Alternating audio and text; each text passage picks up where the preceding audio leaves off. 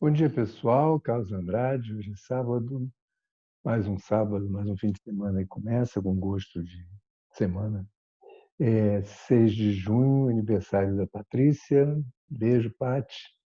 É, e hoje eu ia falar de esgoto. Uma série de circunstâncias, notícias que têm saído, mas acho que cocô tem todo dia, né? Então a gente pode deixar para outro dia, porque eu queria dedicar esse vídeo de hoje ao Carlos Lessa, que nos deixou ontem vítima do Covid, sempre ele, e eu acho que perde o pensamento econômico, perde o Brasil, claro, mas eu acho que perde principalmente o Rio de Janeiro.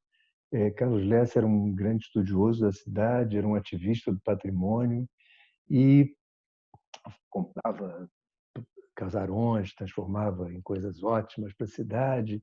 Enfim, foi de fato uma perda, né? E sobre o Rio de Janeiro, também eu queria comentar duas questões que me chamaram a atenção. Uma foi nosso querido Caetano Veloso, que faz um vídeo onde ele aborda o reflorestamento da Floresta da Tijuca. Era alguma coisa ligada ao meio ambiente, né? Dia 5, se não estou enganado, foi o Dia Mundial do Meio Ambiente. Então, ele fala do meio ambiente, do reflorestamento da Floresta da Tijuca, e nesse vídeo, nessa gravação dele, ele cita, acho que umas 2 ou 3 vezes, a figura de Dom Pedro II, falando da importância do reflorestamento daquele maciço, o maciço da Tijuca. Mas me chamou a atenção porque o reflorestamento do maciço da Tijuca ele é resultado não de uma visão ecológica, mas da falta d'água na corte, né? Porque onde não faltou água, muito pelo contrário, o Segundo Império dizimou a Mata Atlântica com as culturas de café, né? E não houve reflorestamento nenhum, e até hoje o estado do Rio sofre com isso. Assoreamento do Rio Paraíba do Sul, terras cansadas, enfim, uma série de situações que as consequências são vistas até hoje. E o outro foi um artigo do meu igualmente querido Aston Fajardo, meu colega, hoje no Globo, e ele fala sobre, deixa eu ver se eu acho aqui, sobre racismo e urbanismo nos Estados Unidos e no Brasil. Com métodos distintos, os dois países separaram a população negra nas cidades, perpetuando a segregação. E também ele é muito benevolente com o Segundo Império, porque ele coloca a favela como um produto da República. Quer dizer, então, nos dois casos, no Caetano e no Fajardo, a gente sente que, talvez mais por desinformação, certamente, porque nenhum dos dois, até onde eu sei, é monarquista, né?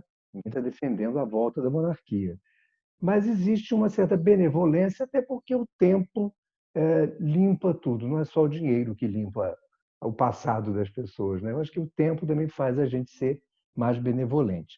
E eu queria, por exemplo, no caso das favelas, lembrar que tudo começa com a Lei das Terras em 1850, ou seja, exatamente por conta da cultura do café, quando a gente estava tratando no vídeo do Caetano, que faz com que entrem milhares, milhões, aliás, de escravos que vão trabalhar essas terras dos outros em 1850. Então, é uma data fundamental em algo que perpetua as consequências até hoje, que é a propriedade privada da terra.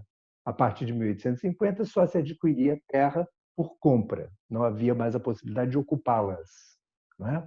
Enquanto que nos Estados Unidos, voltando à comparação do Fajardo, em 1862 se faz uma outra lei, acho que é o presidente Lincoln, se não estou enganado, da Homestead Act, que cria exatamente a perspectiva de você ocupar, requisitar uma porção de área, minifúndios, não mais aquelas coisas enormes das plantations, e o que dá origem à grande reforma agrária americana, se a gente pode chamar assim. Inclusive com a ocupação do Oeste, aquela coisa toda que a gente vê nos filmes, né?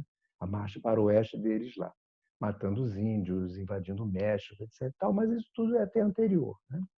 Bom, mas de qualquer forma são duas questões que eu acho que são fundamentais. A gente entender que a favela não é uma criação da República, pelo contrário, e é resultado da escravidão, da Lei das Terras, 1850, não é? E do êxodo rural, que acontece depois da abolição, porque não havia perspectiva daquela população se manter no meio rural, no meio agrário.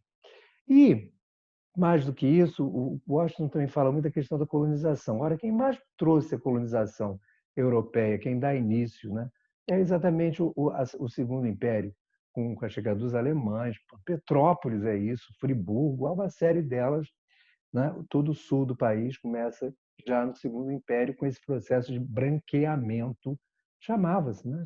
Branqueamento do Império, né? Então isso também não é verdade que tenha sido a República que branqueou a cidade, né? E aí eu fui pegar um texto meu, me descobri isso aqui, mas não é de mim que eu quero citar, não. Eu até gostei de achar, porque foi o último texto, é o Clube do Guri, o último do livro, não foi o último que eu escrevi, não. Que eu cito dois autores para comprovar o que eu estou falando. Um é Eulália Lamayer Lobo, grande historiadora, professora da UF, e ela escreve um livro chamado Rio de Janeiro Operário. E lá ela fala que no começo do século a prefeitura demoliu metade dos 2.500 barracões. Eu chamo atenção para isso, mas eu digo que essa conta era marota, porque provavelmente já havia muito mais barracões fora do centro da cidade. E aí eu vou buscar Lima Barreto, que está escrevendo um livro que eu digo aqui. Ele narra a dura e injusta condição feminina, já naquele tempo, ou principalmente naquele tempo, com Clara dos Anjos, é o título do romance. E ele usa uma frase que diz assim: o subúrbio é o refúgio dos infelizes. E nessa, ele diz o seguinte: há casas, casinhas, casebres, barracões, choças, por toda a parte, onde se possa fincar 4 estacas de pau e uni-las por paredes duvidosas. Verdadeiros aldeamentos nas coroas dos morros que as árvores e os bambuais escondem dos olhos dos transeuntes. Bom, como é que eu volto para cá? Ah, meu pai. Bom, voltei. É, Então, o que ele está descontando, na verdade? É um processo de favelização do subúrbio, que se dá ao longo das linhas férreas.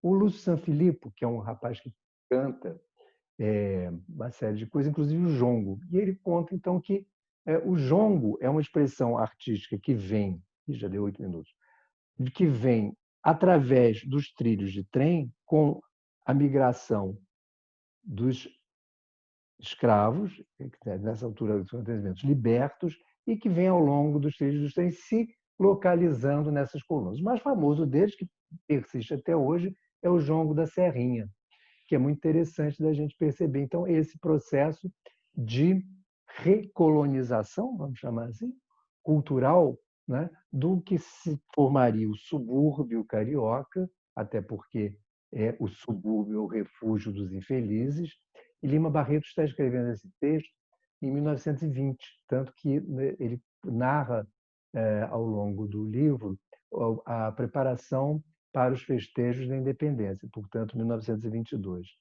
Então, eu queria só focar isso, que o fenômeno da segregação urbana no Rio de Janeiro é muito anterior à República, isso não tem mérito nem demérito para ninguém, só uma questão da gente precisar o fenômeno, e que a Lei das Terras foi o grande fator, um dos grandes fatores de atraso desse país, que até hoje impede que a gente discuta reforma agrária, e,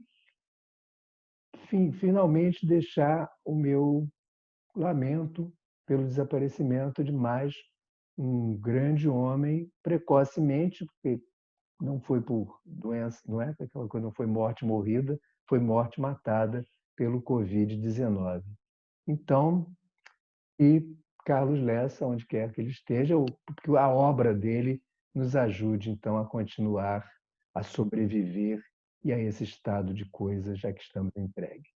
Bom sábado, bom fim de semana e até o amanhã.